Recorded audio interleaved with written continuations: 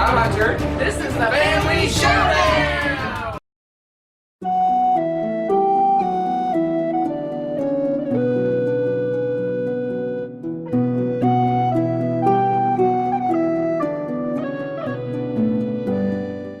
Howdy folks, today we're looking at our top 10 prehistoric, ancient, or medieval games. So, games that were set in medieval times or earlier. Yep, I like that, and I also went ahead and kicked out any games that had like medieval times but were fantasy based. I tried to pick ones that were more like realistically, historically in medieval times, that kind of thing. So I bumped fantasy off my list to narrow it down because I had a lot. So apparently I may or may not have done that. You want to start us off? I can. All right. I always do. Number 10. My number 10 is Citadels. This one is, Citadels, for you Dice Tower fans. This one's really interesting. It's a card game, basically, but you do have little gold coins, and the goal of the game is to acquire said gold coins and erect buildings and beat everybody else to the punch at that and get, I think, what is it, 7? I think 7 buildings? Or something like that. There's a certain number of buildings you have to build to finish up the game. And I like it because it's one of the first hidden role kind of games that I ever played. And it's one that goes pretty quickly, unless you have the full number of players, then it might drag a little bit, but it goes pretty quickly if you're playing just with a smaller group, and it's really fun. It's one of those I could play over and over again, and that's Citadels. Yeah, I like that one, except that I always seem to get assassinated or stolen from every time I play that game. You do kind of invite assassination somehow. I don't know what it is. But yeah, it's a cool little game, and yeah, it's kind of, like you said, it's one of the first hidden role games I've played, and there's been a lot of games that we played since. So yeah. It's a good one. Yep. All right, my number 10, this is where ancient meets mythology in Elysium. So Elysium is a great card drafting game that has different Greek gods. You have the cards related to the Greek gods, so they each kind of have their own little feel, and you mesh those up into one deck, and you draft cards out of that, and it has a cool mechanism where some of the early cards, when you first draft the cards, you can use the powers over and over again, but at some point you have to make the choice to put them down in your Elysium where you can score them, which actually gives you points. So you have to make a choice of how long you keep a good card versus making it down in your Elysium to score points for it. So a really cool one. It also has these cool pillars that decide which cards you can draft, and then as you draft a card, you take some of the pillar away, so your options decrease as time goes on. I really love that too because it seems to be pretty unique in that, especially the way it uses the columns. Mm-hmm. I haven't seen anything that uses that mechanism. Yeah, it's kind of interesting. I really like that game. My number 9 is Marco Polo. This takes place in 1271, and this game is great because it kind of mimics his journey and also the merchant aspect of it. So you can decide, and it's dice placement, which we seem to like a lot of the dice placement games. And there's things to do to help you if you have bad rolls, to mitigate the bad dice. There's some things that you can do to kind of fix those too. So there's a lot of stuff going on in the game, and you can decide to really focus on the trade or just the travel or try to do both. It's one of those that you have a lot of choices too, and it moves really quickly. Yeah. Yeah, it's one of the heavier dice placement games we have. Yeah. So I really enjoy that part of it where you roll dice, and then you use those dice to decide what actions you take. So it's like a worker placement dice with dice. So yeah, it's definitely a step up from, say, Kingsburg or something like that, this dice placement. This one has a lot more meat to it. But yep, that's a good one. So that was number 9. Number 9. My number 9 is My Village. There's a thing in the way. Oh, my victory. My Village. My Village is a great game where you start off with a small little village, and you draft all these cards into your village, and you expand it out, and you can work on traveling, or you can sell things to a merchant, or you can get craft buildings, and it's just a really cool, interesting game. And it's all built around the fact that your workers, I guess the people in control of each of those areas, like your traveler and your craftsmen and things like that, they age and die, and you have to replace those guys you have to bring in new workers to replace those as they disappear. And that also decides when the game ends, when a certain number of those among the players die, that triggers the end of the game. So it's a really cool, interesting, I guess, a tableau building dice action selection with dice game. Yeah. It's got really a lot of things going for it.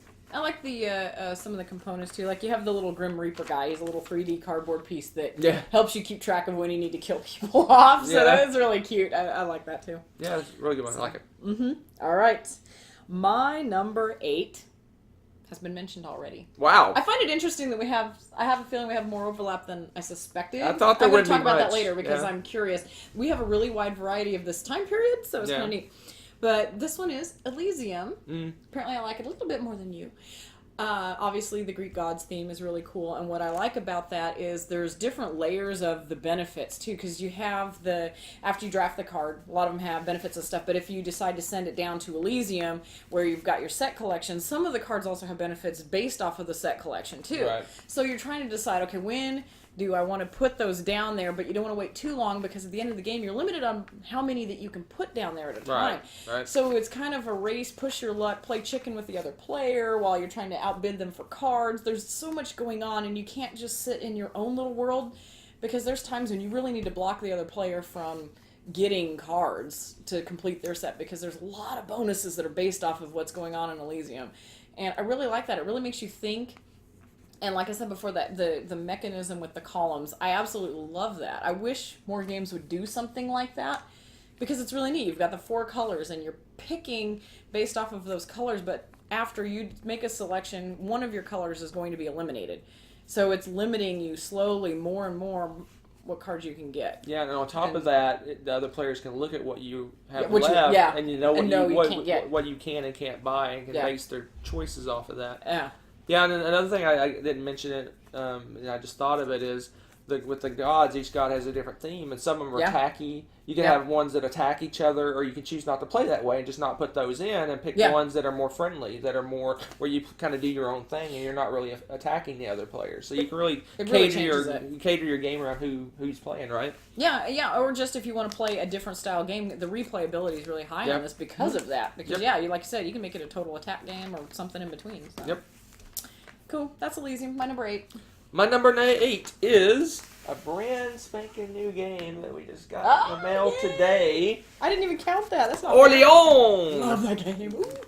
We played this one at Dice Tower Con, and we loved it, and it was like an instant buy. Yep. In fact, I wandered over to the vendors to see if they had it at the con, and it was already sold out. Yep. So I ordered it, and can't wait to play that one again. It's just a blast, a game. It's a kind of a bag building game. You recruit different kinds of workers, and you put them in the bag, and then each turn you draw out a certain number of those workers, and that decides what actions you can take on your turn. It's just a really, really interesting game, and I also like that later on, you can choose to take those workers and make them go do good deeds, which gives you kind of bonus points at the end of the game. So you start calling your guys out and get bonus points, from that. So it's really cool. It's got a lot of things going for it. I really do enjoy that game, and I guess I should mention that I didn't add any games that I've only played once or we didn't own. We didn't. It only took one time. I know. I should just start adding those. But hey, we have a little variety that way. Yeah. But yeah, that would definitely be in the high half of my top 10. That's how much loved that game from first get-go. So it's a good one. Awesome game. All right, my number 7 is my cheat for this list. I know you guys always have to have one, right? Well, they're the two of the sides of the same coin. I know what this one is. It's 7 Wonders and 7 Wonders Duel. They're close enough. I figured I'd lump them together because it's, do you like the multiplayer or do you like the 2-player? Because they are not the same. Well, some people enjoy it, but we don't in particular like the 2-player variant. So I lump them together. 7 Wonders is great because it's based off of the 7 Wonders of the ancient world, of course, and you actually have them. That's you're kind of like your character base, so to speak. Right. And you get benefits and things in your trading. And 7 Wonders, more so, there's still some of that in 7 Wonders Duel too. It's just not obviously quite as exciting because you only have one neighbor.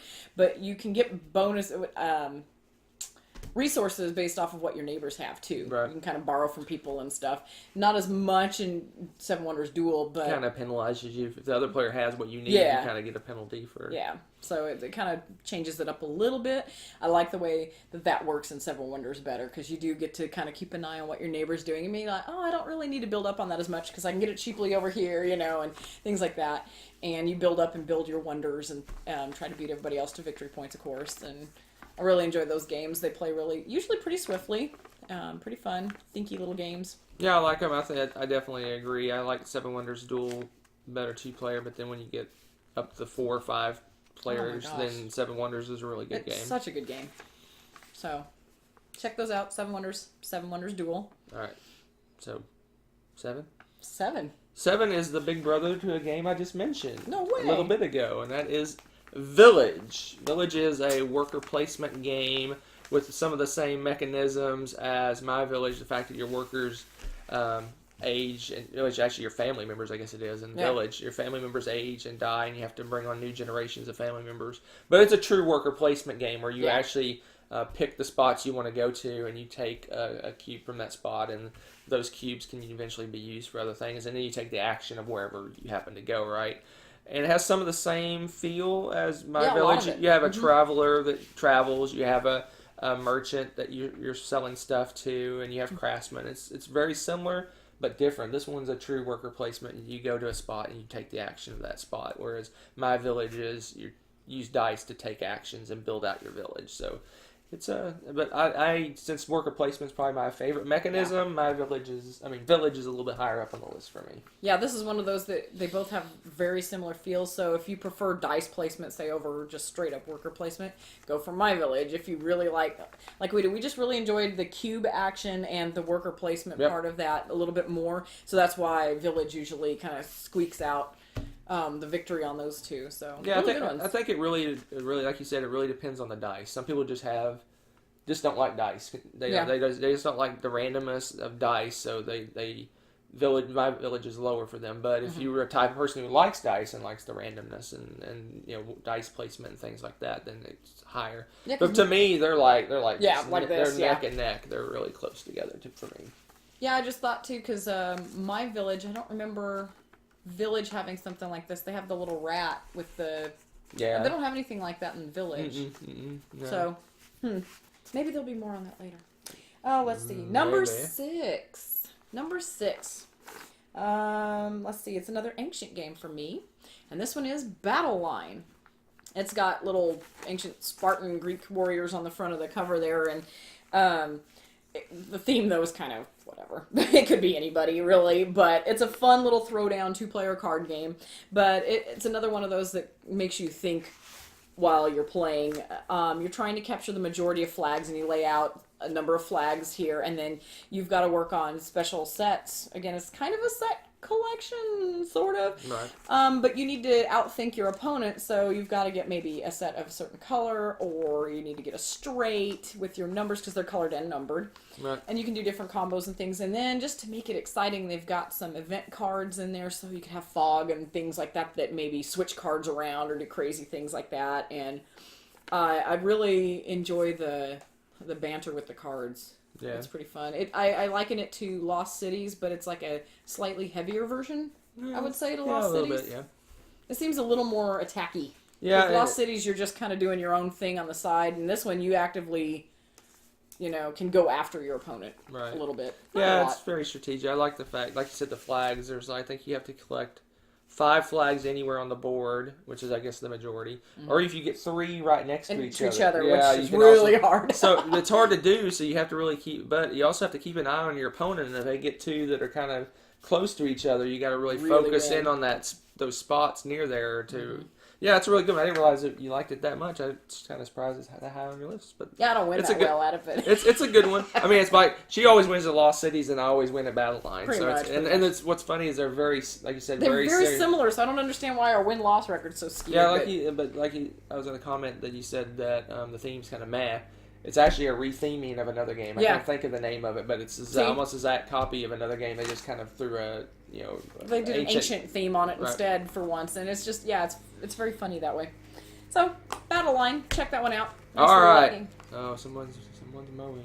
Yes, the mowers have attacked. All right. So what number am I on? 6. 6. My number 6 is the Castles of Burgundy. Ooh, excelente. So the Castles of Burgundy is a cool game where you roll dice. Obviously, it's a cool game. It's on my list. You roll dice, and you use those dice to decide what actions you take.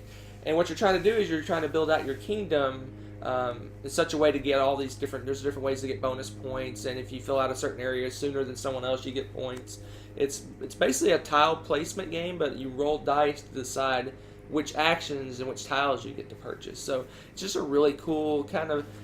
It's one of those games you look at and go, "Wow, that's a really heavy, complicated game," but it's really not. It's not that bad. Yeah, no, once you learn, it's got the Euro stigma of there's a lot of rules to slog through, but once you actually start playing it, the rules really slide into place, right. And you can replay that game really quickly after that. It really picks up. Yeah, it's a really cool. It was our first Stefan Feld game. We were really hesitant to play any of his games because we heard, oh, they're so heavy and dry and boring and long and nasty and blah, blah, blah. And we played that and was like, wow, this is great. And now we own... We have like 4 of them now, right? I think they're out of view, but we have 4 Stefan Feld games now. So, yeah, we're really liking those, and I'm going to keep cranking them out until we get an egg. So yeah, that's true. We haven't got one I yet. haven't gotten a bad one yet. That is very true. All right, my number 5, I suspect, is probably going to be much higher up on your list. You suspect? I suspect, just because. It is El Grande. This takes place in medieval Spain. Yeah, silence speaks volumes. I don't know what you're talking about. Just given how you fought for this game, it's great. It's medieval Spain, and what it is I think the premise was like the king feels like he's losing power, so you draft your caballeros and you go into draft them into your court and then into your regions, and so it's an area control game at its heart, and it's one of those that really I think has aged pretty well because it's it just reprinted, and there's El Grande Big Box has everything in the box. It just came out. I want to say last year or this year, recently. Very recently. Yeah, but it's really cool, and it's got the little mystery castle. So you've got this little tower. It's actually 3-dimensional tower. It's really cool, and it's completely opaque, so you can drop your pieces in there, but you have to remember how many you've put in and how many your opponent have put in, because you can use those for some major game-changing area control at the end of each round. Is it in each round, right? I think it is. Yeah, you do each you do a scoring, yeah. Yeah, and I haven't played it a lot yet, but I just, oh my gosh, love that one. And the action cards, too. Just to mix it up a little bit, too, you also have action cards on top of that. So you're placing these, and there's some action cards. Yeah, they kind of drive what you do, right? You pick an action card. Well, first you bid, and then based on your bid, you get to pick your action card that lets you decide. Pretty cool. And the more powerful action cards let you do really cool stuff, but they don't let you put as many cubes on the board. Some of them don't let you put any. Right, and some of the weaker action cards, they let you put a lot of guys, but not as cool. Yeah, I was surprised by how much I liked this game because I wasn't sure. I thought it was going to be area control. I'm kind of on it. You know what I'm more surprised about? What? It's not on my list, and I have no clue why. It's a mystery. It's a mystery. That's funny. But just looking at my list, not to spoil too much, I would say it would probably land in about the 5-ish range. See, but I totally missed it. I don't know. I did a search and it didn't pop up, so I don't know why I missed that one. That is crazy. My number 5, El Grande. Check that one out. It's pretty cool. All right, my number 5. Yes. Perhaps may have been El Grande, but it's not.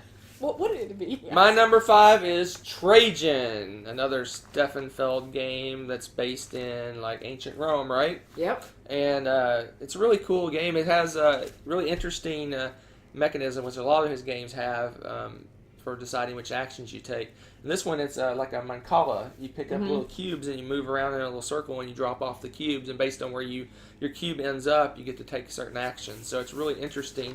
And there's all these different ways that you can win. You can go for votes in the Senate. You can go for conquering lands. You can do shipping. You can do all sorts of things. It's just a really cool game. They say, a lot of people say it doesn't have much of a theme, but I really think the theme's pretty strong in Trajan. I almost wonder if people aren't familiar enough with the ancient Rome, like the empirical Roman time, to see where the theme goes, because I mean, it doesn't scream it exactly, but the whole point of, like, say you're going for the votes in the Senate, you need those to push ahead.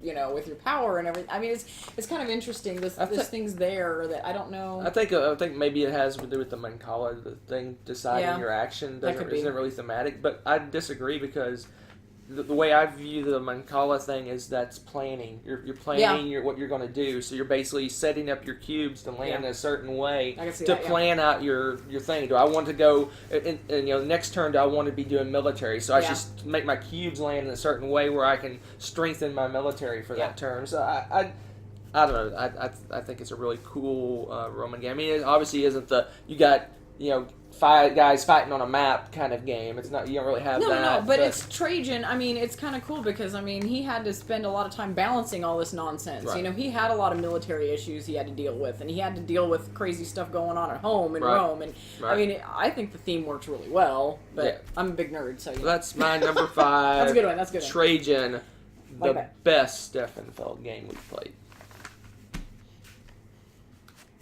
More on that later. What? Huh? Spoiler. My number 4. I really am surprised by the overlap to a point because I eliminated so many things to make this list. That's the reason I made it such a wide thing of prehistoric, you thought we'd not. ancient, and medieval that we had like 30 or 35 good games to pick from at least. But more on that when we're done. But I see kind of a trend right now anyway. The heavy hitters, but My Village. My number 4. And I think I'm trying to think if there was anything. Yeah, it's basically the sequel. I like that I guess you would say almost the currency in this game is time. Everything takes time. And if you think about it, if you've got your widely traveled family member or citizen, yes, it took years of his life to go travel. And it took, I don't know, there's something about that aspect that was really unique. And I hadn't seen it until Village and My Village that anybody really uses time like that. Yeah, it's really cool. Yeah, I think most worker placement games, you start off with a certain number of workers and you just buy more workers somehow. Yeah. Like you go to a spot or you do something and you get more workers. You never get rid of your workers so much. This one, you lose workers and you have to prepare to replace those over time. You have to keep churning them out. And it's kind of a different angle of that. You just want to try to keep your workers up, a certain number of workers, not you want to add more to what you already have, right? Yeah. So, well, just the fact that you're using them for a lifespan and they can only do certain amount of things in their lifetime. I mean, it was kind of a neat concept. And this one also has the weird little thing where after you pass the Grim Reaper stage, so you have to kill somebody off. You also have to roll this die and move this rat, and there's a whole section of the game devoted to what's it called? Pages of your story. Pages of your story of your life, but they're pages of victory points is what they are, and you need to have them stored safely in your house. And if you haven't done that by the time the rat gets all the way to the end of his little track, then you lose half of the story of your life because the rat chewed them away or whatever. Right. I think it's supposed to be like the plague hits, and you kind of lose your family history. Your family history kind of goes with the people that died or whatever. It's just an interesting concept. Yeah. It was kind of different, and it's so random with that rolling the dice because once you get to a certain point, you could either have 3 turns or 1 turn, and that rat goes all the way to the end, and you lose all these points that you've been working on, and it's kind of an interesting concept. Yep. So my number 4 was My Village. I'm doing 4. Yeah. My number 4 is the sadly out of print Pillars of the Earth. Why don't I have this on my list? I don't know why you don't have that on your list. Aha, you have a shocking Grande moment. I do. Pillars of the Earth. It's a great worker placement game. Again, it's sadly out of print. Hopefully it'll get either rethemed or somehow come back into print. But it's a great worker placement. It has so many different things going on for it. It's very thematic. You're doing all these. Most worker placement games, you're gathering resources just to get victory points. This one, you're gathering resources to work together in a way to build out this cathedral. And it has a cool mechanism where you draw workers out of the bag, and you either can pay a certain amount to go first, or you basically get put to last in line. And then you keep drawing people out, and if you pay the price, you get to go first. So you kind of get to bid on your turn order, but there's also some randomness of how the workers are pulled out of the bag. It has a lot of other things going. You got craftsmen that can do different things. That you can upgrade. You can buy cards that give you special powers. You can go to a certain spot to avoid being taxed, and there's just all kinds of cool places to go on the board. And speaking of the board is gorgeous. It's one of the best Oh my gosh. boards in board gaming period that I've seen. Again, sadly out of print, but it's a really wonderful game. It is. I wish more people could get their hands on it and play it because it's really a awesome worker placement game. And worker placement is my favorite I know. In fact, I'm at such a complete loss because this is like probably would be my number one. Like crazy. Like I love that game. I don't know how in the world it must have been hiding from me when I was looking at all the games. But yeah, there's just something about the way they balanced it. The game is balanced, and on top of that, at the end of each round, you physically build your little cathedral in the middle with the pieces, which is it's kind of a cool way to mark the game and made it unique. And I don't know that they could retheme that game and still make it as cool as it is. There's just something about the way that they made that work and the way they have the builders, in different parts of the builders. You've got the glass maker, and things like that makes the stained glass for the church. And I mean, it's just, the art. It's one of those boards, like you said, it's just gorgeous, and it's very beautifully decorated, but it's not superfluous. There's not a bunch of extra junk on there or things that jump out that distract you from the game. Yeah. It's all useful. It's just really stunning. Yeah, every spot you go to is very well detailed and what it does, and it has a number that you basically flow through the board. So, you can just of go doing through all the actions kick off in a specific order, and you know when it's going to come up by the board. It's really awesome game. Like I said, I wish more people could get their hands on it and play it. Oh man, I can't believe I missed that. That just makes me sad. Did you kind of glance at it and think maybe like past medieval or? That could be. Maybe I thought it was post. Because it's right around that area. It's almost Renaissance. It's like around that time, but transition time. So maybe, I don't know. I might have declared that too late. That could be what it was. Because I was like, there's no way I missed that. It came up as medieval on... I know Board Game Geek isn't the You know what? end of the that world. may be part of it, because I've read the book, and I want to swear to you, that was not, like... maybe it's high medieval, like late medieval times. But it was medieval on Board Game Geek, and... There you go, that's why. It was my... That was your deciding go-to. factor. Although, my village is not listed as any of these on Board Game Geek, so I should go in there and put that They're not the end-all, be-all, I should plug that and get me some geek gold. Yeah, there you go. So that was my number 4, Pillars of the Earth. Very good one. All right, my number 3 is probably no surprise because we seem to have this trend of this. So since my village was number 4, number 3 is just village. They really are like this. Yeah.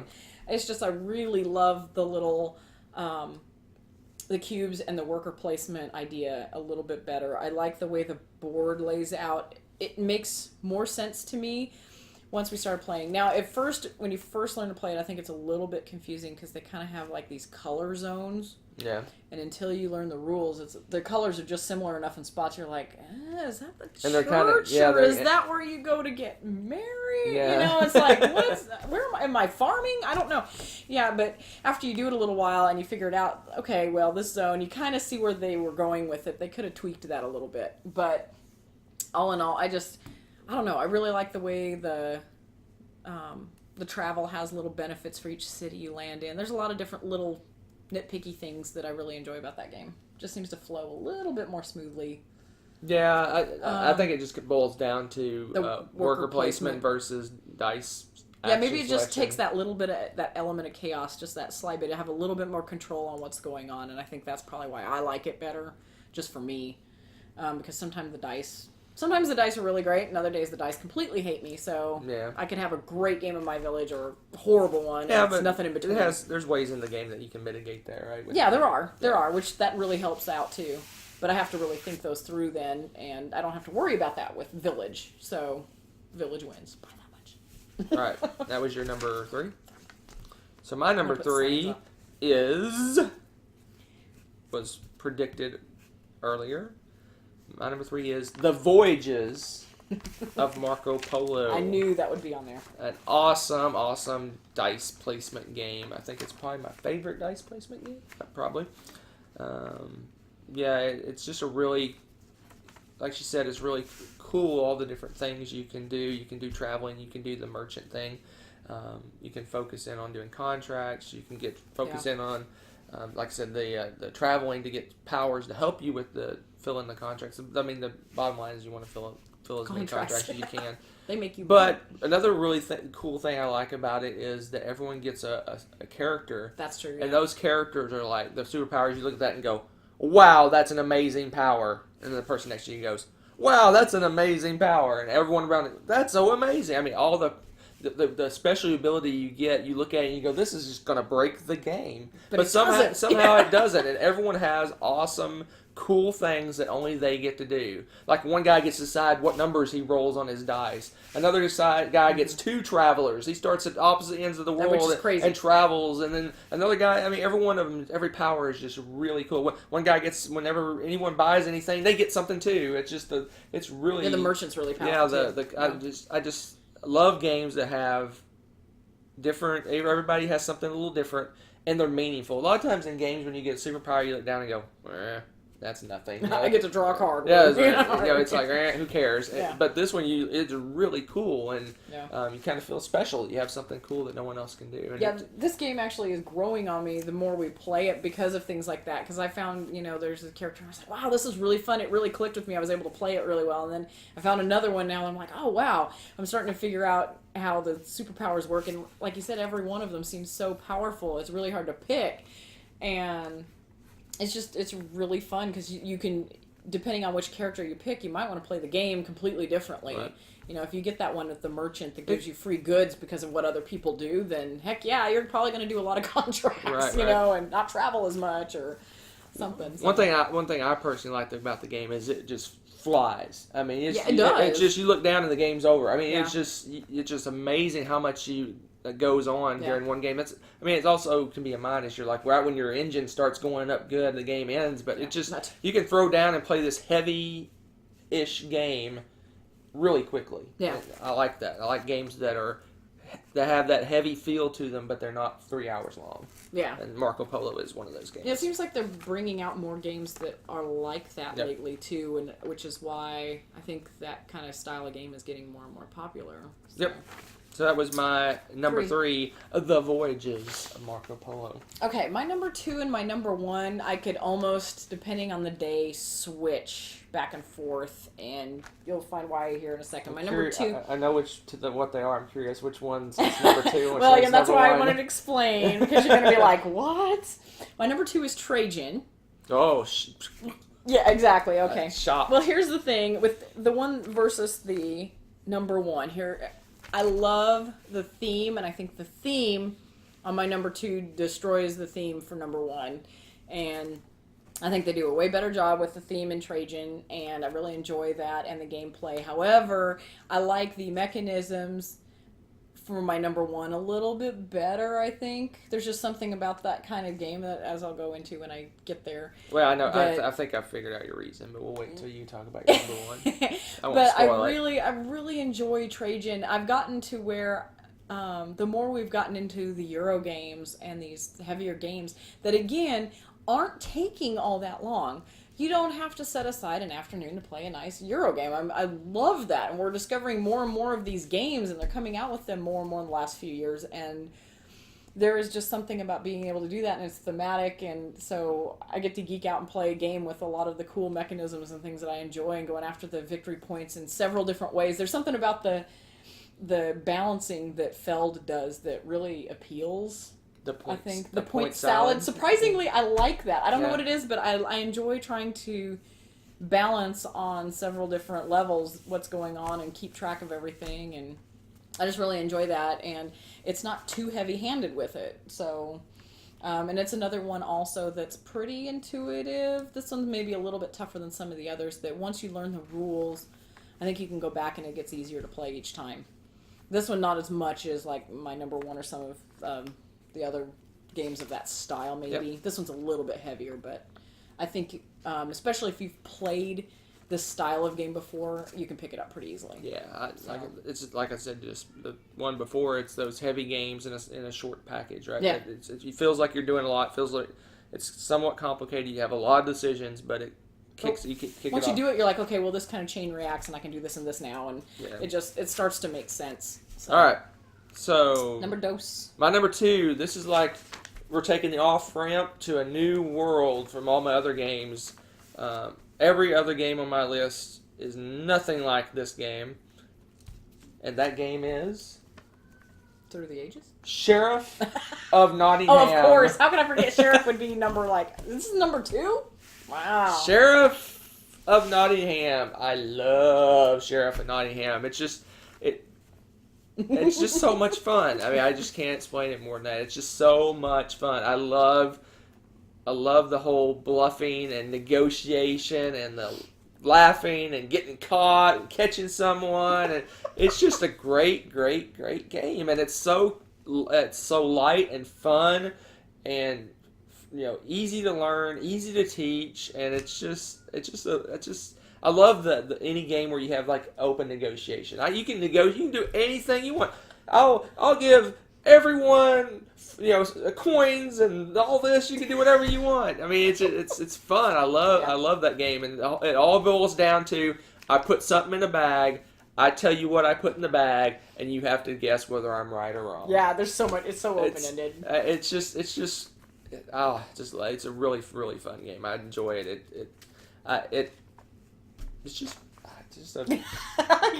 you like the role playing and the action. I do. Well, that's true. I mean, if I didn't get into the role playing and the joking and the giving taunting people by pretending to open their bag, and well, I guess I should explain what the game is. Basically, what it is you're given a set number of cards, and you have to pick some of these cards, and you put them in the bag, and you either put goods that are legal, or you can hide some illegal goods in there. And then you have to tell the sheriff, whoever's playing the sheriff, that it rotates. Each person gets a certain number of chances to play the sheriff, and you tell them what's in the bag, and you have to tell them something legal. And then they have a choice. They either believe you or don't believe you. If they believe you, they just give your bag back. If they don't believe you, they open it up.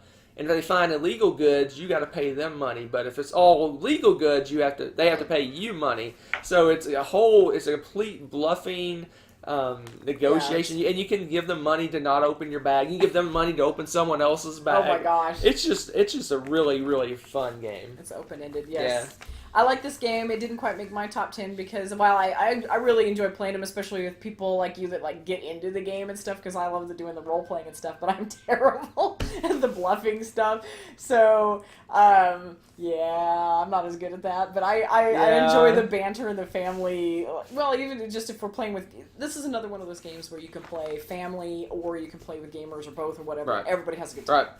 And that's what has the appeal for me for that game. Is that was just a good time to be had by all. I think I've said enough. Number 2, Sheriff of Nottingham. All right, so my number 1 obviously is not surprising you any, and I probably have said enough. I'm surprised that this is your number 1. I thought for sure your number 1 was going to be Trajan. Well, Castles of Burgundy is my number 1 right now. Like I said, 2 and 1, they're pretty much interchangeable to me right now. But Castles of Burgundy, okay, it's high medieval France. And that cover, man. No, I'm just kidding. You're controlling this small little princedom, and you're trying to, develop it and take care of it and grow points, victory points. Always about the victory points, right? And I really love the tile placement thing. There is something about tile placement games that we have lately, like Castles of Mad King Ludwig and all these other ones that are just, and that's not medieval, by the way. I looked it up just to check because that's one of my favorites. Much later, much later. Yes. But there's just something about the tile placement, and you get to pick and choose within limits, of course, on this game because there's different colors and things, regions. But there's bonuses to be had based off of your placement and what you cover and what you don't, and how you do this, and are you racing somebody to get a certain amount done because there's bonuses to be had if you finish off a certain area first and this and that, and there's just a lot of balancing between what you need to accomplish, but you need to keep track of what the other people are doing at the same time. So, and you're going off of this common board to get your pieces and things, so there's possible times where, depending on the dice and things like that people could beat you to some resource that you were really wanting to get, but you're not going to be able to get it now because you have dice and things like that. So it's really fun. You get to plan your turn out, and there's so many good options. This is another one of those games where it's really not like you're like, oh, I'm stuck with this one, because you always have so many good options that there's really not a dud in the group unless you're getting towards the end of the game where you're running out of certain things and you only need to get specific tiles. Yep. And again, that kind of boils down to the planning, which I really like that. It's a really cool game. So definitely check those out. Castles of Burgundy. So what's your number 1? What is my number 1? You didn't say El Grande. Nope, I missed that one. You forgot El Grande. Oh, Through the Ages. No, Through the Ages I considered it, but this much of it is ancient medieval. Like the first, That's true. A lot of it's 10 minutes of the game is ancient medieval. Most of it is, past that in modern times. Yeah. Nope. My number 1 is take a worker placement game, take dice combat, bring them together, and you have champions of Midgard. Okay. I eliminated that because I felt that had a lot of fantasy element to it. That's the only reason. There's no fantasy. There's undead and dragons. Champions of Midgard. Yes, of course this is your favorite. You love this game. He loves this game. This game, it takes basically it's like the worker. You have worker placement, and the worker placement you're building up your resources and your forces, and then you go out and you fight the undead and the trolls and the dragons and the monsters, and you kill those and you for glory. It's a great. It just has everything I like in a game. I mean, I love rolling dice for combat and fighting, and I love worker placement games, and I love having hidden goals that no one knows about, and it has superpowers that you can get, and you have a character that has a power that's powerful, just like in Marco Polo. It's just a great game. Yes, it does have fantasticalness to it, but it's a Viking themed game, and Vikings were in ancient times. They were. I am counting it as an ancient game. Hey, that's cool. So, Champions of Midgard, my number 1. That's pretty good. So tell us what games you like that are from the olden times down in the comments. And if you like our stuff, please, please, please subscribe. Bye.